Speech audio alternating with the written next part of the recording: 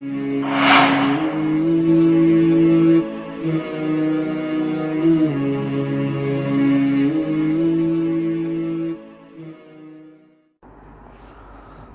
علیکم ورحمۃ اللہ وبرکاتہ۔ الحمدللہ الحنان المنان الذي خلق الانسان وعلمہ البیان، والصلاة والسلام علی رسولہ سید الانس والجان وعلی آلہ واصحابہ ذوی الخیر والاحسان، اما بعد فاعوذ باللہ من الشیطان الرجیم، بسم اللہ الرحمن الرحیم۔ ما آتاکم الرسول فخذوہ وما نہاکم عنہ فانتہوا، صدق اللہ مولانا العظیم وبلغنا رسولہ النبی الامین المتین المختار الکریم، ونحن علی ذلک لمن الشاہدین والشاکرین والحمد للہ رب العالمین۔ بارگاہ رسالت معاب صلی اللہ تعالی علیہ وسلم میں درود پاک کا ہدیہ پیش کریں۔ اللہم صلی علی سیدنا و مولانا محمد معدن الجود والکرم وآلہ واصحابہ الکرام وابنہ الکریم وبارک وسلم صلاۃ دائمۃ سرمدا ابدا۔ عزیزان گرامی وقار و حاضرین، آج کے پرفتن حالات جس میں ہر بندہ آج ایک عجیب سی کشمکش میں ہے، صحیح کیا ہے غلط کیا ہے وہ پرکھنے میں ہی اس کا اکثر وقت چلا جا رہا ہے۔ آخر کس کی بات کو صحیح مانیں، کس کی بات کو غلط مانیں۔ میں دینی باتوں کی بات نہیں کر رہا ہوں، بلکہ آج جو حالات سنائے جا رہے ہیں، بتائے جا رہے ہیں، ان حالات میں کس چیز کی طرف دیکھنا چاہیے انسان کو۔ صبح سے لے کر شام تک میڈیا ہمیں کچھ اور بتا رہا ہے، ہر نیوز چینل کچھ اور خبریں دے رہی ہیں، کچھ عینی جو شاہدین ہیں آنکھوں سے دیکھے ہوئے وہ لوگ کچھ اور بتا رہے ہیں، لیکن کچھ پڑھے لکھے لوگ اور محققین مدققین وہ کچھ اور باتیں بتا رہے ہیں۔ تو ایک عام سا بندہ ان میں الجھ گیا ہے، کس کی بات پر یقین کروں، خواہ وہ بیماری کے نام پر ہو یا جنگوں کے معاملات پر ہو یا حالات کسی بھی۔ میں خاص کسی ایک ٹاپک پر بات نہیں کر رہا ہوں، یعنی آج پوری دنیا جس وبا سے جوجھ رہی ہے، ان میں کس پر اعتبار کریں؟ ڈاکٹروں کی بات، حکومت کی بات، یا میڈیا کی بات، یا پھر عوام جنہوں نے عینی مشاہدہ کیا ہے، کس کی بات کا اعتبار کیا جائے؟ میرے عزیزو، اس کا خالصتاً ایک ہی حل ہے، آپ اس کی بات کو نہ دیکھیں، اللہ اور اس کے رسول صلی اللہ علیہ وسلم کی بات پر یقین کریں۔ بھروسہ اور اعتماد اور ایمان ہمیں اگر حکم ہے کسی کی بات پر کرنے کا، وہ اللہ اور اس کے رسول صلی اللہ تعالیٰ علیہ وسلم کا ہے۔ رب ذوالجلال نے جو بیان فرما دیا اس پر ایک مسلمان کا یقین ہے، اور اسی طرح میرے آقا صلی اللہ تعالیٰ علیہ وسلم نے جو بیان فرمایا وہ قیامت تک کے لیے اٹل ہے، اور ان تمام چیزوں پر یقین رکھنا ایک مسلمان کا فرض عین ہے۔ باقی رہی باتیں جھوٹ بھی ہو سکتی ہیں، سچ بھی ہو سکتی ہیں، ان میں آپ الجھ کر کے اپنے آپ کو پریشان نہ کریں۔ لیکن میں ایک بات اپنے بچوں کو، نوجوانوں کو اور سب لوگوں کو جن کے اندر تھوڑی بہت بھی عقل ہے، ان سے میں یہ گزارش کروں گا، جب بھی دنیا میں کوئی حالات پیدا ہوں، سب سے پہلے اس کو تاریخ میں دیکھ لیں، احادیث میں اس سلسلے میں کوئی ہمیں روشنی ملتی ہے، یقیناً ملے گی۔ آج حالات ایسے ہیں کہ خود یا تو ہم ڈھونڈنے کی کوشش کر رہے ہیں، کسی سے پوچھتے نہیں۔ اگر آپ نے کسی بھی ابھرتے ہوئے مسئلے کو دیکھا اور آپ کا ذہن الجھنے لگ گیا، تو سب سے پہلی ذمہ داری ہے آپ کی مسلمان ہونے کی حیثیت سے علماء سے، محققین علماء سے رابطہ کریں اور پوچھیں کیا مصطفیٰ کریم صلی اللہ تعالیٰ علیہ وسلم کی احادیث میں، آپ کے فرامین میں، آپ کی باتوں میں کہیں اس مسئلے کے بارے میں کوئی بات ملتی ہے؟ یقیناً وہ ڈھونڈ کر تمہیں بتائیں گے۔ کوئی شوشہ خالی نہیں چھوڑا گیا ہے اسلام میں، کچھ نہ کچھ اس کے متعلق رہنمائی تمہیں ملے گی۔ آج کے ان حالات پر میں آپ کو احادیث کریمہ کی طرف لے کر کے چلنا چاہتا ہوں۔ اے مومنوں، اے مسلمانوں، آج اپنا بستر، اپنا تکیہ، اپنا اوڑھنا بچھونا آپ حدیث رسول کو بنا لو۔ اس کے علاوہ اس وقت تمہاری خیر خواہی کرنے والی کوئی بھی تعلیم نہیں ہے، میں دیکھ رہا ہوں۔ کوئی بھی دوسری نیوز، کوئی بھی دوسرے اخبار تمہاری خیر خواہی یا تمہیں صحیح علم دینے کی حد تک ہے ہی نہیں سوائے حدیث رسول صلی اللہ علیہ وسلم کے۔ میں مسلمانوں سے تو یہ ضرور گزارش کروں گا، مومنین سے، کہ تم زیادہ سے زیادہ کثرت سے رسول کریم صلی اللہ تعالیٰ علیہ وسلم کی احادیث کی طرف آؤ۔ سب سے بہترین ہدایت اگر کچھ ہے تو خود میرے آقا صلی اللہ تعالیٰ علیہ وسلم نے فرمایا، نہ خیر الہدی ہدی رسول اللہ صلی اللہ علیہ وسلم۔ یعنی میں یہ حدیث عرض نہیں کر رہا ہوں، مفہوم عرض کر رہا ہوں کہ بہترین اگر کوئی ہدایت ہے تو رسول کریم صلی اللہ علیہ وسلم کی دی ہوئی ہدایت ہے۔ اور علماء کو بھی یہی چاہیے کہ انہی احادیث کی روشنی میں ہی عوام تک باتیں رکھیں۔ آج کے جو حالات ہیں بہت تیزی سے بدل رہے ہیں۔ میں نے آخر میں غالباً شب قدر کی موقع پر یا ہماری ختم قرآن کی محفل میں عرض کیا تھا، بہت ساری احادیث جو قیامت کے قریب ہونے والے معاملات کو بیان کرتی ہیں، جس میں ایک حدیث میں یہ بھی تھا کہ ہر 20 سال کے بعد زمانہ پوری طرح سے تبدیل ہو جائے گا۔ یعنی بہت تیزی سے پہلے جو 10 سال پہلے تھا، 20 سال پہلے تھا، اب وہ چیزیں نہیں رہیں گی، اکثر بدل جائیں گی۔ آپ خود دیکھیں، آج آپ 2020 میں چل رہے ہیں، ہم اگر 2000 میں چلے جائیں یا 2001 میں چلے جائیں تو بہت تبدیلی ہے۔ ہو سکتا ہے اس میں کچھ بچے ہوں جو اب 2000 کے بعد پیدا ہوئے ہوں، لیکن 2000 میں جو لوگ تھے، چاہے وہ بچے ہوں، جوان ہوں، وہ اچھی طرح سے جانتے ہیں کہ ہمارے ہاتھوں میں کیا تھا اور آج کیا ہے، ہمارے گھروں میں اس وقت کیا تھا اور آج کیا ہے، ہمارے چلنے پھرنے اور تمام تر سہولیات میں اس وقت کیا تھا، اب کیا ہے۔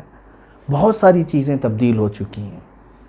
یہ تبدیلی ہمارے لیے بہت بڑی عبرت ہے میرے عزیزو، بہت بڑی عبرت ہے کہ ہم بہت تیزی سے قیامت کی طرف بڑھ رہے ہیں۔ میں بہت ساری حدیثیں مطالعے میں رکھا ہوں، اب اگر اس ٹاپک پر میں بیان کروں تو مجھے لگتا ہے کہ ایک سلسلہ شروع ہو جائے گا، سیریز ہو جائیں گی۔ میں آج ابھرتی ہوئی ایک چیز کو آپ کے سامنے لانا چاہتا ہوں۔ ایک نیوز نے مجھے چونکا دیا، ایک خبر جس کو سن کر کے میں خود چونک گیا کہ اسرائیل جو پوری دنیا کی برائیوں کا جڑ بن چکا ہے یہودیوں کی وجہ سے، ورنہ تو وہ ہمارے یروشلم بیت المقدس ارض مقدس ہے، میں اس پاک زمین کے متعلق نہیں کہہ رہا ہوں، یہودیوں کی جو آماجگاہ ہے، ان کے جو فتنوں کا مرکز بنا رہے ہیں۔ تو جہاں پوری دنیا کے لیے خرابی اور بہت ساری چیزوں کو وہاں سے گائیڈ لائنز ملتی ہیں، اب ان یہودیوں کے جو ناپاک عزائم اور منصوبے تھے، پہلے سے بھی تھے، اس پر میں نے کافی بحث کی ہے اور گفتگو بھی کی ہے، خطاب کیا ہے کہ پوری دنیا کو کنٹرول کرنے کی کوشش میں لگے ہوئے ہیں۔ ایک چند یہودیوں کی یہ خرافات، انہوں نے ہیکل سلیمانی کو تعمیر کرنے کے لیے بیت المقدس کو ختم کرنے کا بھی ناپاک ارادہ رکھا ہے۔ اس کو ڈھائیں گے، مسجد اقصیٰ کو، مسجد اقصیٰ ختم کر کے وہاں پر ہیکل سلیمانی بنانا ہے، مندر بنانا ہے ایک، جو حضرت داؤد علیہ السلام کے زمانے میں تعمیر شدہ تھا، سلیمان علیہ السلام کے زمانے میں۔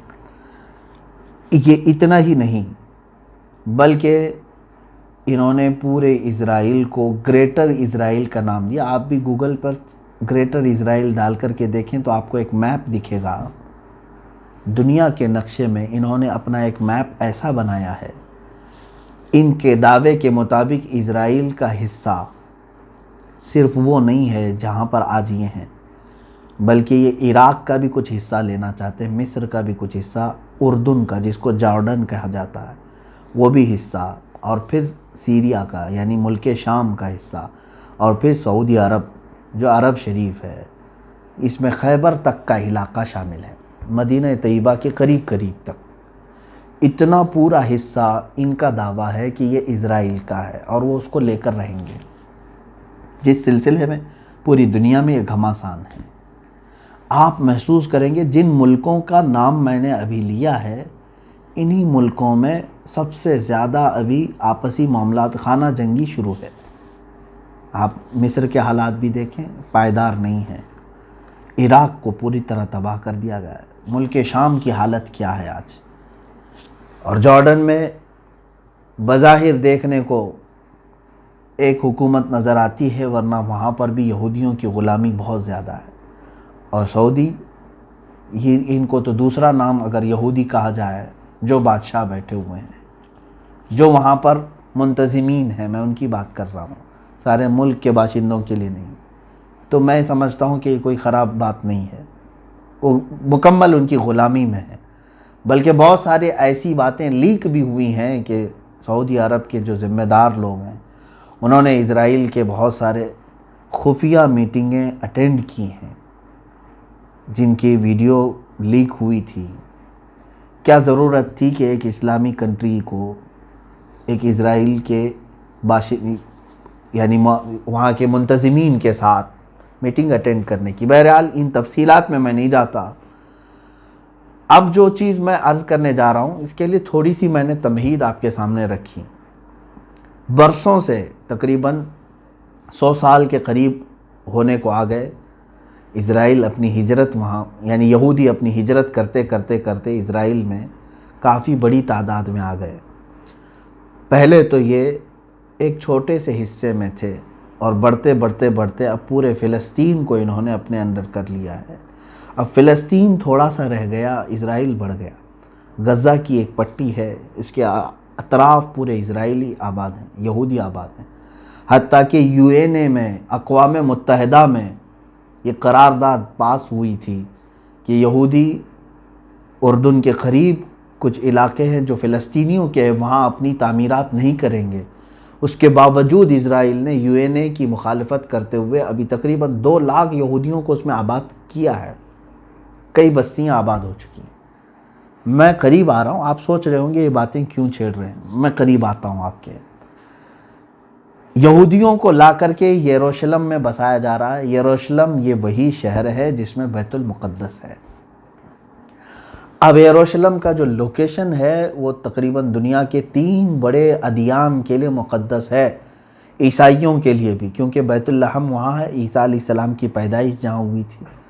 یہودی بھی اس کو مقدس مانتے ہیں اور مسلمان بھی، کیونکہ وہ ہمارا قبلہ اول ہے اور مصطفیٰ کریم صلی اللہ تعالیٰ علیہ وسلم کی معراج کا مبدأ ہے۔ وہاں سے حضور اکرم صلی اللہ تعالیٰ علیہ وسلم کی معراج کی شروعات ہوئی تھی، یعنی آسمانوں پر جانے کی۔ تو اس اعتبار سے یہ تینوں بڑے مقدس، یہ تینوں بڑے ادیان کے لیے مقدس حیثیت رکھتا ہے یہ علاقہ۔ اب یروشلم کے لیے ظاہر سی بات ہے، مسلمان بھی، عیسائی بھی اور یہودی بھی، تینوں کا وہاں پر کچھ نہ کچھ دعویٰ رہا ہے۔ اب تک سلطان صلاح الدین ایوبی رحمۃ اللہ تعالیٰ علیہ نے جو فتح کیا، اس وقت سے لے کر اب تک مسلمان علی الاعلان اس میں نمازیں پڑھتے رہے اور اپنی عبادات کرتے رہے، اور حالات زمانہ میں سب کے ساتھ، یعنی سب کو اجازتیں رہی ہیں، عیسائیوں کو بھی، یہودیوں کو بھی، ان کے مقدس جو بھی معاملات ہیں وہ کرنے کی اجازتیں رہی ہیں۔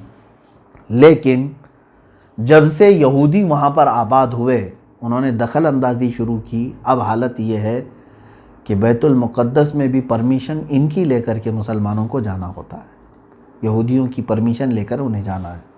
خیر، اب میں قریب اپنے پوائنٹ پر آتا ہوں کہ سالوں بھر محنت کرنے کے بعد اسرائیل نے اب جا کر کے یہ اعلان کرنے کا طے کر لیا ہے۔ اب اگلا جو مہینہ آ رہا ہے جولائی میں نے جو خبر سنی وہ عرض کر رہا ہوں کہ اس وقت یہ اعلان کر دیا جائے گا کہ اب یروشلم جو ہے اسرائیل کا کیپٹل سٹی ہے، راجدھانی ہے۔ اس کے بعد پوری دنیا کا معاملہ گرم ہوگا۔ ہم جون میں چل رہے ہیں، جولائی کے متعلق میں نے سنا ہے، بہرحال خبر غلط بھی ہو جنہوں نے مجھے سنایا ہے۔ لیکن ان کا ناپاک ارادہ اس سلسلے میں ہے ضرور۔ میرے عزیزو، ان ظالموں نے جو چیزیں پلاننگ کی ہیں وہ اپنی جگہ پر، میں اب حدیث رسول کی طرف آتا ہوں۔ اچھا، حدیث پاک سنانے سے پہلے ایک بات میں اپنی اس بات کی تائید کے لیے یہ بھی کہہ دوں، شاید آپ کو 2 سال قبل کی یہ خبر بھی معلوم ہوگی، جب امریکہ کا صدر اسرائیل کے دورے پر آیا تو اس نے اناؤنس بھی کیا، نہیں بلکہ امریکہ سے ہی اعلان کیا کہ ہم اپنی سفارت کو، اپنی ایمبیسی کو تل ابیب سے منتقل کر کے یروشلم میں لاتے ہیں۔ سب سے پہلا یہ ملک ہے امریکہ، US، جس نے یہ اناؤنس کیا کہ میں اسرائیل کا کیپٹل یروشلم کو مانتا ہوں۔ یہ ٹرمپ نے اعلان کیا تھا، 2018 کی بات ہے غالباً۔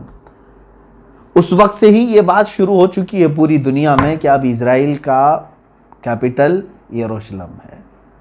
اب سنیے حدیث پاک، حضرت معاذ بن جبل رضی اللہ تعالیٰ عنہ سے یہ روایت ہے، رسول کریم صلی اللہ تعالیٰ علیہ وسلم سے آپ نے یہ روایت بیان کی ہے۔ اللہ کے حبیب صلی اللہ تعالیٰ علیہ وسلم نے فرمایا، عمران بیت المقدس خراب یثرب، وخراب یثرب خروج الملحمۃ، وخروج الملحمۃ فتح قسطنطینیت، وفتح قسطنطینیت خروج دجال، او کما قال النبی صلی اللہ علیہ وسلم۔ اس کے بعد حدیث کا ایک ٹکڑا ہے، اس میں جو ترتیب وار باتیں بیان کی گئی ہیں وہ بہت توجہ سے آپ سنیں۔ اللہ کے نبی صلی اللہ علیہ وسلم نے فرمایا بیت المقدس کی آبادی ہوگی، بیت المقدس کے ارد گرد آبادی ہوگی، مدینہ ویران ہوگا۔ مدینہ طیبہ کی بات کر رہا ہوں، رسول کریم صلی اللہ علیہ وسلم کی مدینے کو ویران کیا جائے گا۔ اور مدینے کی ویرانی، اب یہ ویران میں توہین کے لفظ میں نہیں استعمال کر رہا ہوں، حدیث پاک میں خراب کا لفظ آیا ہے جس کا معنی تو ویرانی ہوتی ہے۔ ویرانی کس طرح کی ہے وہ ابھی میں تشریحاً عرض کروں گا۔ اور مدینے کی ویرانی ایک بڑی جنگ کا آغاز ہوگا، بہت بڑی جنگ، جس کو الملحمۃ الکبریٰ بھی کہا گیا ہے، اور کچھ احادیث میں الملحمۃ العظمیٰ بھی کہا گیا ہے۔ وہ ایسی جنگ کہ دنیا میں ویسی جنگ کبھی بھی نہیں ہوئی تھی، اور اس کے بعد پھر کبھی ہوگی بھی نہیں، اتنی بڑی جنگ ہوگی۔ یہ مسلمانوں اور کفار و مشرکین کے درمیان، اب جن لوگوں یعنی رومیوں کے درمیان، رومی اور مسلمانوں کے درمیان، عیسائیوں کے درمیان یہ جنگ ہے۔ کتنی باتیں عرض کیا میں نے، بیت المقدس کی آبادی، مدینے کی ویرانی، مدینے کی ویرانی، ملحمۃ الکبریٰ کی شروعات ہوگی۔ اب یہ ملحمۃ الکبریٰ کہاں ہوگا، کیسے ہوگا، اس پر میں آتا ہوں۔ ملحمۃ الکبریٰ کے اختتام پر قسطنطینیہ فتح ہو جائے گا۔ قسطنطنیہ ایک شہر ہے، اس پر بھی میں گفتگو کرتا ہوں۔ قسطنطنیہ جیسے ہی فتح ہوگا دجال ظاہر ہو جائے گا۔ یہ ترتیب ہے، بڑی نشانیوں کی ترتیب میں یہ ایک بات۔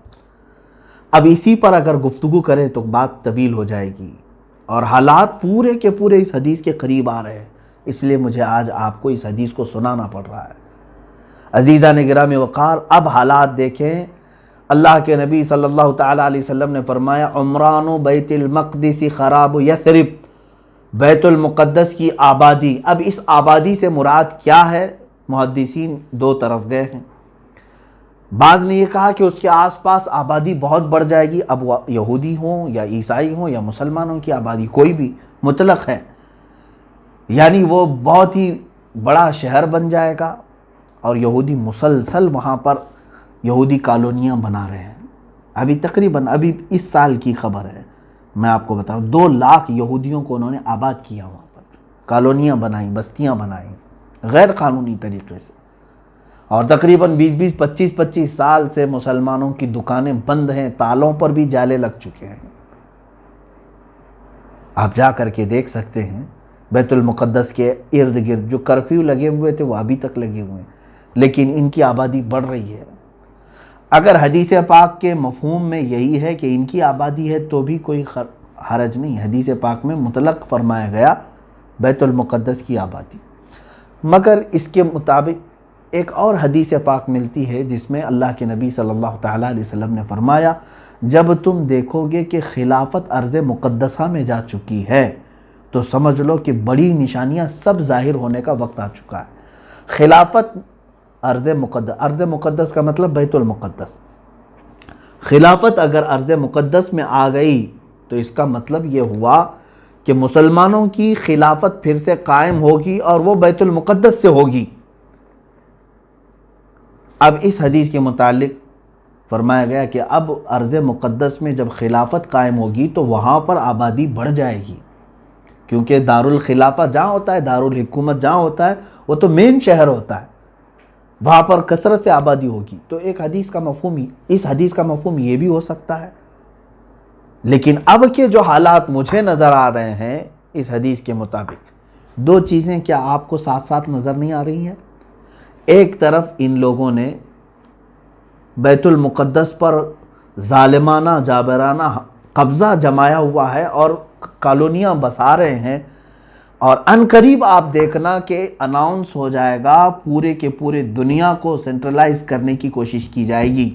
آپ دیکھیں گے ان باتوں کو، ساری بینکوں کا، ساری بڑی کمپنیوں کا مرکز اسرائیل بن جائے گا۔ آج بھی پوری دنیا میں جتنے اسلحے، ویپنز، ہتھیار سپلائی کیے جاتے ہیں، اس میں سے بھاری مقدار 60 یا 70% حصہ اسرائیل کا ہے۔ پوری دنیا کو ہتھیار سپلائی کرنے میں یہ چھوٹا سا ملک بڑا کردار ادا کرتا ہے۔ بڑی بڑی کمپنیوں کے مالک اسرائیلی ہیں، آج بھی بڑی بڑی کمپنیاں ہیں جن کو گنانے میں وقت لگ جائے گا۔ یہ ساری کی ساری کہاں مرکزیت اختیار کر جائیں گی؟ اسرائیل میں۔ اب وہی ان کا جو خواب ہے، یہودیوں کا یہ خواب ہے کہ ہم گریٹر اسرائیل بنا کر کے رہیں گے، جو انہوں نے میپ میں بنایا ہے اتنا لمبا چوڑا، وہ خیبر تک کا علاقہ قبضہ کرنا ہے۔ اس اعتبار سے وہ عملی طور پر کوششوں میں لگے ہوئے ہیں، مگر میں حدیث بیان کر رہا ہوں آپ کو، بیت المقدس کے ارد گرد آبادی، مدینے کی ویرانی۔ ایک طرف یہ یہودی کالونیاں بسا رہے ہیں اور دور دور سے ہجرت کر کے وہاں پہنچ رہے ہیں، اور ساری بڑی کمپنیوں کا مرکز یروشلم بنانا چاہ رہے ہیں۔ امریکہ نے ایمبیسی منتقل کر دی، اب اس کے بعد اس کے نقش قدم پر دوسرے ملک بھی دھیرے دھیرے اپنی ایمبیسیاں کہاں لے کر کے آئیں گے؟ یروشلم میں لے کے آئیں گے۔ دوسری طرف ادھر مدینہ طیبہ کو دیکھیں، مدینہ طیبہ مسلسل 3 ماہ ہو چکے مسجد نبوی کو بند رکھا گیا ہے۔ اب مدینہ کی ویرانی سے کیا مراد ہے؟ عزیزان گرامی، میرا کلیجہ حلق کو آ جائے اگر میں وہ حدیثیں آپ کو پڑھوں کہ سناؤں۔ اور یہ حدیثیں صحیح مسلم شریف میں، بخاری شریف میں، صحیح ابن حبان اور موطا امام مالک، یہ 4 مقدس اور بہت ہی بڑی کتابوں کی حدیث ہے۔ اللہ کے نبی صلی اللہ تعالیٰ علیہ وسلم نے یہ فرمایا، تم دیکھو گے عنقریب مدینے کو ایسا چھوڑ دیا جائے گا، مدینے کو چھوڑ دیا جائے گا، یہاں تک کہ اس کے رہنے والے اور زیارت کرنے والے مدینے سے خالی ہو جائیں گے، اور مدینے میں درندے آئیں گے، یہاں تک کہ مسجد نبوی میں کوئی درندہ داخل ہو جائے گا۔ صحابہ اکرام رضوان اللہ تعالیٰ علیہم اجمعین نے پوچھا، یا رسول اللہ صلی اللہ علیہ وسلم، مدینہ طیبہ کے پھر پھل اور پھول جو کثرت سے ہوں گے وہ کون کھائیں گے؟ میرے آقا صلی اللہ علیہ وسلم نے فرمایا، صرف پرندے اور درندے کھائیں گے۔ مدینہ خوب خوشحال ہوگا، یہاں تک کہ اللہ کے حبیب صلی اللہ علیہ وسلم نے فرمایا، تم دیکھو گے ایک زمانہ آئے گا کہ لوگ اپنے بھتیجوں کو، اس میں حدیث میں ہے کہ اپنے بھتیجے کو آدمی بلائے گا، اپنے چچیرے بھائی کو بلائے گا اور کہے گا کہ چلو خوشحالی کی طرف، چلو خوشحالی کی طرف۔ کہاں؟ مدینے میں رہنے والے لوگ یہ بول کر کے مدینہ چھوڑ کر کے جائیں گے، خوشحالی کی طرف چلو۔ جبکہ میرے آقا صلی اللہ تعالیٰ علیہ وسلم فرماتے ہیں کہ المدینۃ خیر لہم لو کانوا یعلمون، مدینہ ان کے لیے سب سے بہتر ہوگا اگر وہ جان لیں۔ اگر ان کو تھوڑی بھی شدھ بدھ ہے تو انہیں معلوم ہونا چاہیے کہ مدینہ ان کے لیے خیر ہے، لیکن وہ مدینے کو چھوڑ کر خالی کر کے جائیں گے۔ اب مدینے کی ویرانی سے مراد یہی ہے، تو وہ ابتدا ہم اپنی آنکھوں سے آج دیکھ رہے ہیں۔ مدینہ طیبہ میں رہنے والے لوگ، ہم جیسے لوگ تو دور پڑے ہوئے ہیں، میرے آقا صلی اللہ تعالیٰ علیہ وسلم کی چوکھٹ کے بوسوں کے لیے ہم منتظر ہیں. کئی موسم آئے چلے گئے، رمضان بھی گزر گیا، حج بھی گزر گیا. یہ وہ موسم ہوتے ہیں کہ حجاج کی زبانوں سے لبیک سنتے ہی میرے آقا کی یاد آ جاتی تھی کہ یہ نبی کونین صلی اللہ علیہ وسلم کو سلامی پیش کرنے کے لیے جا رہا ہے. مگر یہ سارے موسم گزرتے گئے میرے عزیزو. ہم تو دور بیٹھے صرف ترستے رہ گئے، لیکن جو مدینہ طیبہ میں موجود ہیں ان سے بھی آپ پوچھیں. ان ظالموں نے ان لوگوں کو بھی دربار رسالت میں حاضر ہونے سے روک رکھا ہے. محض ایک بیماری بہانہ، کورونا وائرس کے بہانے پر روضہ رسول صلی اللہ تعالیٰ علیہ وسلم کے سامنے آنے جانے کی پابندی ہے. اگرچہ ان لوگوں نے تھوڑی مسجد کھولی ہے، کچھ مخصوص علاقے کھولے ہیں، لیکن مسجد نبوی روضہ رسول صلی اللہ تعالیٰ علیہ وسلم پر حاضری نہیں ہے. تو کیا یہ ویرانی نہیں ہے؟ عبادتوں کا نہ ہونا یہ سب سے بڑی ویرانی ہے، اور وہاں کے لوگوں میں یہ تمام چیزیں آئیں گی. میرے عزیزو، اس سلسلے کو سن کر کے آپ یہ مت سمجھنا کہ میں نے مدینہ طیبہ کی بے ادبی کی ہے. سچ بتاؤں، زندگی کی صرف ایک ہی خواہش ہے کہ اللہ رب العزت اگر ہماری کسی نیکی پر کوئی اجر دے گا تو میں صرف اتنی طلب رکھتا ہوں کہ مولا مجھے جنت البقیع میں دفن عطا کر دے. میں مدینہ طیبہ کے لیے عزیزان گرامی وقار یہ کوئی دکھاوے کی یا ریاکاری کی بات نہیں کر رہا ہوں. یہ اخلاص کے ساتھ اللہ کی بارگاہ میں ہمیشہ دعا کرتا بھی رہتا ہوں. مگر ان حدیثوں میں جو باتیں ہیں اس کو آپ یہ نہ سمجھ لیں کہ کیا مدینہ ایسا ویران ہو جائے گا. یہ تو میرے مصطفیٰ کریم صلی اللہ علیہ وسلم نے بیان فرمایا. لیکن جو لوگ چھوڑ کر کے جائیں گے مدینہ، جو باشندے ہوں یا زائرین ہوں جو خالی کریں گے، ان کے بھی متعلق مدینہ طیبہ کی فضیلتوں میں میرے آقا صلی اللہ تعالیٰ علیہ وسلم نے فرمایا، صحیح مسلم شریف کی حدیث ہے، مدینہ طیبہ ایک بھٹی کی طرح ہے. آگ کی بھٹی جس طرح سے ہوتی ہے کہ لوہے کو اس میں ڈالیں تو جس طرح سے بھٹی میل کچیل کو نکال دیتی ہے، سونے کو آپ سونار کے پاس دیں وہ تپاتا ہے آگ میں، جتنا ویسٹیج ہے وہ نکل جاتا ہے، پیوریٹی باقی رہتی ہے. میرے آقا صلی اللہ علیہ وسلم نے فرمایا مدینہ ہر خبیث کو اپنے اندر سے نکال کر باہر کرے گا، صرف وہی رہ جائیں گے جو طیب ہوں گے، صرف وہی رہ جائیں گے. یہ چند دنوں کے لیے ہو سکتا ہے مدینہ طیبہ کی ویرانی. لیکن دوسری حدیثوں میں یہ بھی ملتا ہے، اللہ کے نبی صلی اللہ تعالیٰ علیہ وسلم نے فرمایا دجال مدینے میں نہیں آئے گا، یاجوج ماجوج مدینے میں نہیں آئیں گے، بڑے بڑے فتنے مدینے میں نہیں آئیں گے. اور میرے آقا صلی اللہ علیہ وسلم نے یہ بھی فرمایا ان الایمان لا یأزر الی المدینہ کما تأزر الحیۃ الی جحرہا.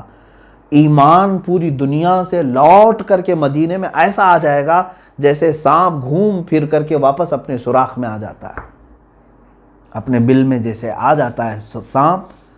اللہ کے حبیب صلی اللہ علیہ وسلم فرماتے ایمان مدینے میں رہ جائے گا. تو ویرانی سے مراد یہ نہیں ہے کہ ہمیشہ کے لیے خراب ہو جائے گا، یہ چند دنوں کے لیے ہو سکتا ہے. مسجد نبوی شریف کی اذانیں اور مسجد نبوی شریف کی نمازیں بند کر دی جائیں گی. وہ تو ہم اپنے آنکھوں سے آج دیکھ رہے ہیں، اذانیں ہو رہی ہیں، نمازیں جس طرح سے بھی وہ لوگ ادا کر رہے ہیں. حد ہو گئی میرے عزیزو، حد ہو گئی.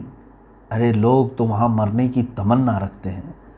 اگر کوئی بیماری کا مسئلہ اس طرح سے ہوتا کہ جان لیوا ہے تب تو ہم سمجھتے، لیکن جس بیماری کو تم لوگوں نے آج پوری دنیا میں ڈر اور خوف کا ماحول بنا کر لوگوں کو وسوسوں میں ڈال رکھا ہے، یہ بیماری سردی اور بخار سے زیادہ کچھ نہیں.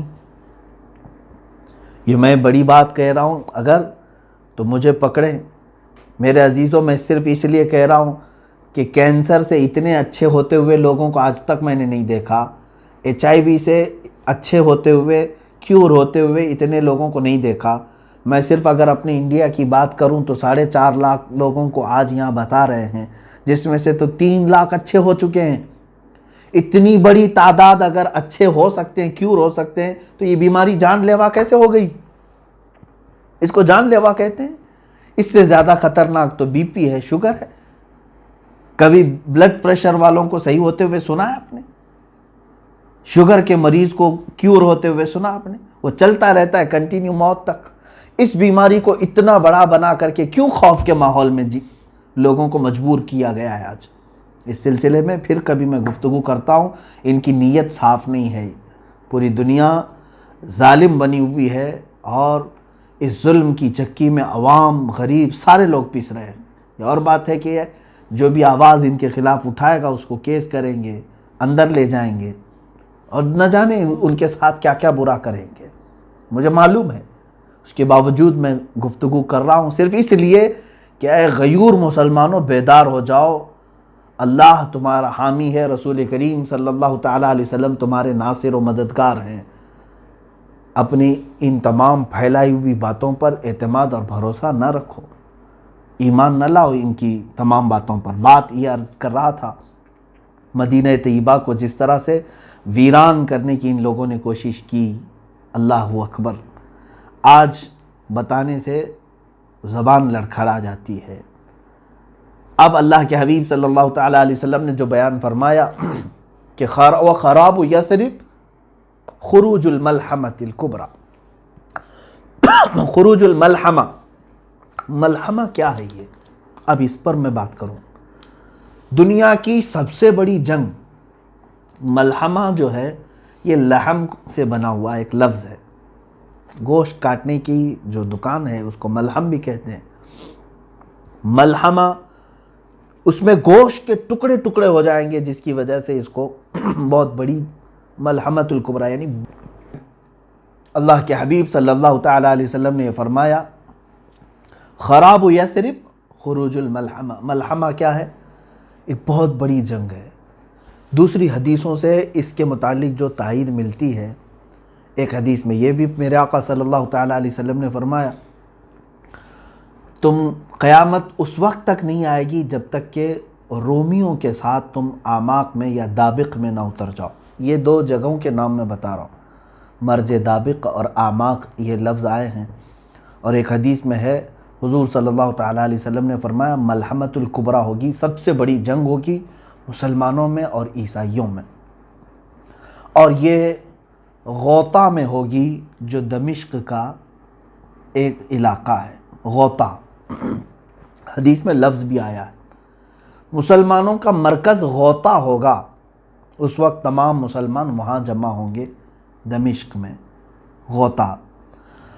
اور جو جنگ ہوگی وہ علاقہ ہے مرج دابق جو حلب کے قریب ہے. ایک بہت بڑا میدان ہے، اب بھی موجود ہے، جس کو آج انگلش میں ایلیپو کہتے ہیں، وہ حلب ہے. حلب کے قریب میں یہ علاقہ موجود ہے. اب ملک شام کی حیثیت کو بھی آپ سمجھ لیں.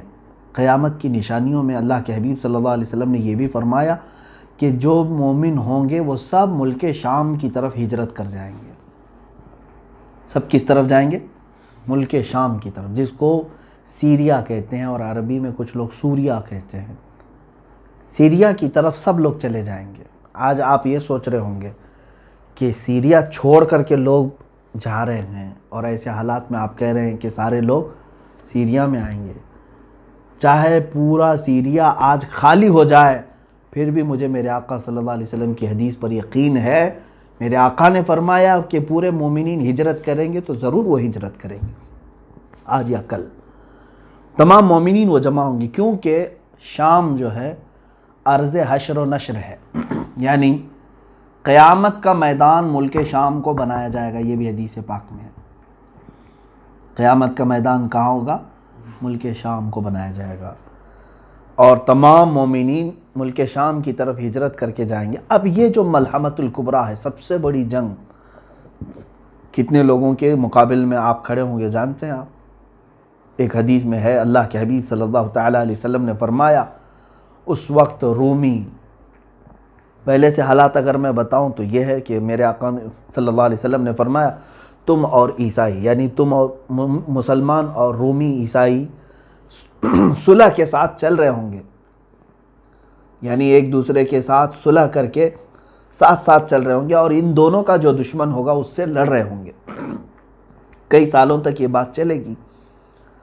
عیسائیوں کا بھی جو دشمن ہے اور مسلمانوں کا بھی جو دشمن ہے، ہو سکتا ہے وہ یہودی ہوں، اینٹی کرائسٹ جن کو کہا جاتا ہے، وہ لوگ ہوں، ان کے ساتھ لڑ رہے ہوں گے. اس کے بعد ایک دن ایسا ہوگا کہ ایک عیسائی رومی وہ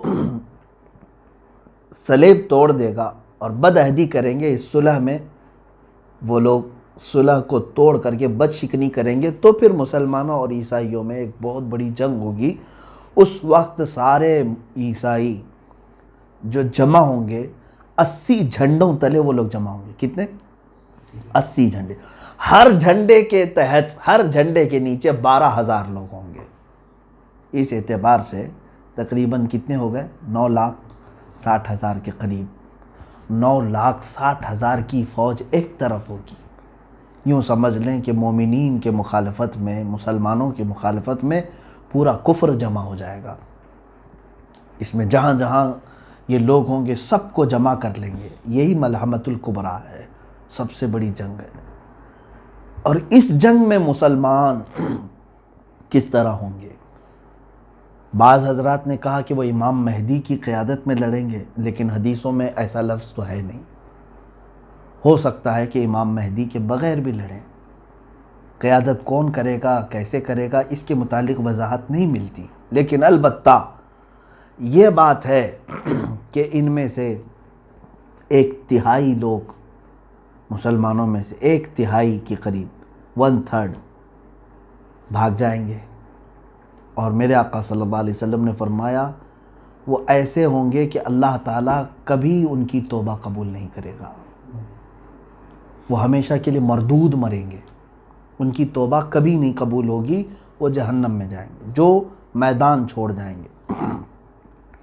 اور 1/3 اس میں سے شہید ہوں گے، دوسرا 1/3، یعنی 3 حصے کریں گے اگر مسلمانوں کے، تو 1/3 میدان چھوڑیں گے، 1/3 شہید ہو جائیں گے۔ ہم افضل الشہداء، حدیث میں فرمایا گیا کہ وہ شہیدوں میں سب سے افضل ہوں گے، وہ شہیدوں میں سب سے افضل۔ باقی جو 1/3 بچے ہوں گے یہ ان پہ فتح پا لیں گے، ان پہ فتح پا لیں گے۔ یہ میرے آقا صلی اللہ علیہ وسلم نے فرمایا ہے تو فتح ہوگی۔ یہ ملحمۃ الکبریٰ ہے۔ یہ کہاں لڑی جائے گی، کیسے لڑی جائے گی، سب میرے آقا صلی اللہ علیہ وسلم نے صاف بیان فرمایا۔ اس پر اور تحقیق کرو نوجوانوں، بچوں۔ اب میں اپنی گفتگو کو سمیٹتا ہوا آتا ہوں۔ جو حالات آج تھے، جس کی طرف آج اشارے مل رہے ہیں، پورے دنیا کی پولیٹکس گرم ہو چکی ہے، اس سلسلے میں نے یہ حدیث عرض کی۔ میں آخری یہ 2 باتیں عرض کر کے کچھ تبصرہ کروں۔ اور جیسے ہی ملحمۃ الکبریٰ ختم ہوگی، حدیث پاک کے لفظ ہیں فتح قسطنطینیہ۔ قسطنطنیہ کیا ہے؟ یہ آپ ہو سکتا ہے یہ لفظ سن رہے ہوں، حالانکہ یہ پرانا لفظ ہے اور علم والے جانتے بھی ہیں۔ یہ ترکی کا وہی شہر ہے جس کو آج استنبول کہا جا رہا ہے۔ اس شہر کے فتح کے سلسلے میں بھی میرے آقا صلی اللہ تعالیٰ علیہ وسلم نے بشارت دی تھی۔ اول جیش غزاہا، ایک حدیث پاک میں ہے، وہ سب سے پہلا لشکر جو غزوہ کرے گا یا جہاد کرے گا اور قسطنطنیہ فتح کرے گا، وہ لوگ بلا حساب و کتاب جنت میں جائیں گے۔ وہ فتح قسطنطنیہ جو ہے وہ پہلے کے دور میں ہو چکی ہے، حضرت عمر فاروق رضی اللہ تعالیٰ عنہ کے زمانے میں، اور اس کے بعد کئی مرتبہ جو ہے یہ شہر فتح ہوا ہے۔ سلطان محمد فاتح کا بھی نام آتا ہے اس میں، جو قسطنطنیہ جنہوں نے فتح کیا، کافروں کے ہاتھ میں گیا پھر فتح کیا، ان کے ہاتھ میں گیا پھر فتح کیا۔ اب تو چونکہ یہ ترکی کے پاس ہے، ترکی کا بڑا شہر ہے، اور ابھی ترکی میں مسلمان ہیں، اسلامی حکومت ہے، لیکن جہاں تک خدشہ میرا ہے، میں اپنی بات کر رہا ہوں، ہو سکتا ہے یہ ترکی کے ہاتھ سے نکل جائے گا استنبول شہر، یہ پھر سے عیسائیوں کے ہاتھ میں ہو سکتا ہے چلا جائے، اور ایک زمانے تک ان کے ہاتھ میں رہے گا، کیونکہ آج کے جو حالات بتا رہے ہیں، لبرلزم وہاں پر کافی بڑھ چکا ہے، جو بلکہ میں اگر بتاؤں، آپ تحقیق کریں، ترکی کی حکومت کا جو آئین ہے، وہاں کا جو نظام ہے، اس میں بھی یہ چیز موجود ہے کہ وہ ترکی کوئی ایک مذہبی حکومت نہیں، یعنی وہاں کا کوئی سرکاری مذہب نہیں ہے، بلکہ وہ جیسے انڈیا ہے سیکولر ہے، ہمارا کوئی سرکاری مذہب نہیں. اسی طرح سے ترکی کا بھی انہوں نے بنایا ہے. جب خلافت عثمانیہ ختم ہوئی تھی تب یہ بنایا گیا تھا اس طرح سے کہ موجودہ صدر نے اسلامی کام زیادہ کیے ہیں، لیکن آج بھی وہاں کا نظام ہے وہ سیکولر ہے.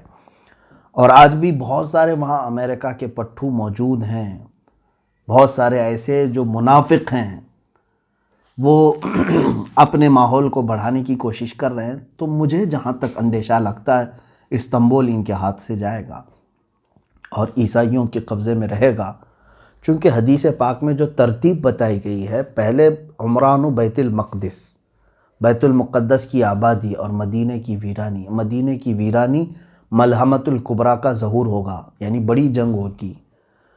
اب وہ بڑی جنگ سالوں تک نہیں چلے گی. ایک بات یہ بھی سمجھ لے، جیسے وار نہیں ہے یہ world war first, world war 2 جس طرح سے ہوئی، بہت سارے لوگ اس کو ورلڈ وار 3 بھی سمجھ رہے ہیں. میں جہاں تک سمجھتا ہوں یہ ورلڈ وار 3 کی بات نہیں ہے جو ملحمۃ الکبریٰ میں بتائی گئی ہے. ورلڈ وار 3 ہو سکتی ہے آپسی ممالک میں، لیکن یہ جو ہے وہ صرف 2 دن 3 دن یا 4 دن کا ذکر آیا ہے. وار جو ہے کنٹینیو چلتی رہتی ہے. یہ جیسے جنگ بدر ہوئی 1 دن میں ختم ہوئی، جنگ احد تھی 1 دن میں ختم ہوئی، اسی طرح سے ملحمۃ الکبریٰ بھی جو ہے یہ بہت لمبے سالوں تک یا مہینوں تک نہیں چلے گی. زیادہ سے زیادہ اس کی مدت 1 ہفتہ ہو سکتی ہے احادیث پاک کی روشنی کے مطابق. تو عزیزان گرامی، اب ملحمۃ الکبریٰ کے ختم کے بعد کیا ہوگا؟ قسطنطنیہ فتح ہوگا. تو فتح ہونے کی جو بات کی گئی ہے، اگر آلریڈی پہلے سے وہ مسلمانوں کے قبضے میں ہے تو پھر فتح کی بات کیسے ہو سکتی ہے؟ اور فتح قسطنطنیہ سے مراد اگر پہلے والی فتح جو حضرت عمر کے زمانے میں ہوئی یا سلطان محمد فاتح کے زمانے میں ہوئی، تو پھر یہ بھی ماننا پڑے گا کہ اس سے پہلے ملحمۃ الکبریٰ ہو چکی ہے، اس سے پہلے مدینہ ویران ہو چکا ہے، اس سے پہلے بیت المقدس کی یہ ساری ترتیب الٹ جائے گی. تو اسی لیے میں نے کہا کہ ہو سکتا ہے استنبول شہر آج کا یعنی عیسائیوں کے قبضے میں چلا جائے، پھر فتح ہوگا. اور وہ فتح کیسے ہوگی؟ جنگ سے نہیں، بلکہ حدیث پاک میں ہے وہ الملحمۃ الکبریٰ میں سے 1/3 جو لشکر تھا مسلمانوں کا، وہی جائیں گے فتح قسطنطنیہ کے لیے، اور وہ امام مہدی کی قیادت میں ہوں گے. امام مہدی کی قیادت میں ہوں گے. اس میں یہ بتایا گیا ہے کہ وہاں پر وہ لوگ بغیر کسی قتل کے، بغیر کسی لڑائی کے قسطنطنیہ کو کیسے فتح کریں گے؟ مسلمان نعرہ لگائیں گے، لا الہ الا اللہ واللہ اکبر. جیسے وہ ایک بار بلند آواز سے کہیں گے، اس کا ایک حصہ فتح ہو چکا ہوگا. دوسری مرتبہ کہیں گے تو استنبول کا دوسرا حصہ فتح ہو چکا ہوگا. یہ حدیث پاک میں موجود ہے. تیسری مرتبہ مسلمان نعرہ تکبیر اس طرح بلند کریں گے، لا الہ الا اللہ واللہ اکبر، قسطنطنیہ یعنی استنبول شہر فتح ہو چکا ہوگا. اب جو بات بتانی ہے وہ بہت اہم ہے، بہت اہم ہے.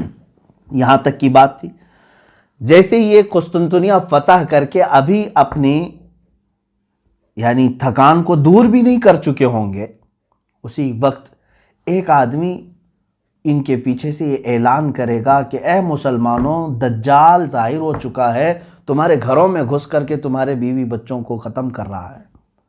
تو سارے پریشان ہو جائیں گے. ایک آفت ابھی ختم نہیں ہوئی تھی کہ دوسری آفت آ گئی. اب دجال کے ظہور کی خبر جیسے ہی سنیں گے، اس وقت میرے آقا صلی اللہ تعالیٰ علیہ وسلم فرماتے ہیں 10 گھوڑ سوار، گھوڑے کا ذکر ہے، 10 گھوڑ سوار قسطنطنیہ سے نکلیں گے. پھر وہ ارض مقدس کی طرف آئیں گے یا اپنے وطن آئیں گے، اور بہت تیزی سے آئیں گے. جبکہ وہ خبر شیطان نے پھیلائی تھی جھوٹی ہوگی. پہلے جو شیطان کہے گا کہ دجال آ چکا ڈرانے کے لیے، لیکن جب وہ تمام مسلمان واپس اپنے اپنے گھر آئیں گے تب حقیقت میں دجال آ چکا ہوگا. اب سنیں، بڑی بات ہے. اللہ کے نبی صلی اللہ علیہ وسلم نے فرمایا میں ان میں سے ہر گھوڑ سوار کو جانتا ہوں، اس کا نام بھی، اس کے باپ کا بھی نام، اور اس کے گھوڑوں کے رنگ بھی جانتا ہوں. یہ رسول کریم صلی اللہ علیہ وسلم نے فرمایا۔ اس کا مطلب مجھے یہ بھی لگتا ہے کہ گھوڑ سواری قیامت تک ختم نہیں ہوگی، یا ایک حدیث پاک میں یہ بھی ملتا ہے کہ لوگ اپنے پرانے ہتھیار کی طرف واپس آ جائیں گے، پرانے ہتھیار کی طرف واپس آ جائیں گے، حدیث پاک میں ملتا ہے۔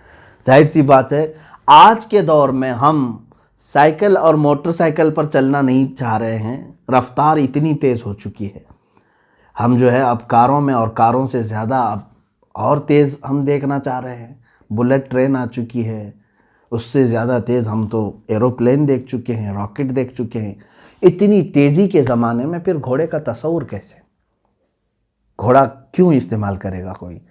لیکن حدیث پاک میں اگر آیا ہے تو یقیناً میرا یقین کہتا ہے، میرا ایمان ہے یہ کہ یقیناً لوگ گھوڑے پر ہی سواری کریں گے، اور اس وقت اپنی پرانے ہتھیار، ہو سکتا ہے اس کی وجہ یہ ہو سکتی ہے، جیسے کہ ایک سائنسدان نے کہا ہے، بڑا سائنٹسٹ ہے، اس نے بھی یہ بات کہا کہ میں ورلڈ وار 3 کے بارے میں تو نہیں جانتا کہ کیسے ہوگی، بایولوجیکل ہوگی، جیسے ابھی بہت سارے لوگ کہہ رہے ہیں وائرس پیدا کیا گیا ہے، اگر پیدا کر کے ایک ملک دوسرے ملک کو تباہ کرنے کی کوشش کر رہا ہے تو یہ بایولوجیکل وار ہے، ایک دوسرے کو مطلب وبا پھیلا کر کے ختم کرنا، یا پھر ٹیکنالوجی کے اعتبار سے ہوگی کہ مطلب آن لائن جو ہے اس کا پورا سافٹ ویئر ہیک کر لیا، اس کی بینک کرپٹ کر دیا، یہ بھی ایک وار ہے، یا پھر جو ہے بارود سے ہوگی، پیٹروٹ میزائل سے ہوگی، کس سے ہوگی ورلڈ وار 3، اس کے بارے میں پکا کسی کو علم نہیں۔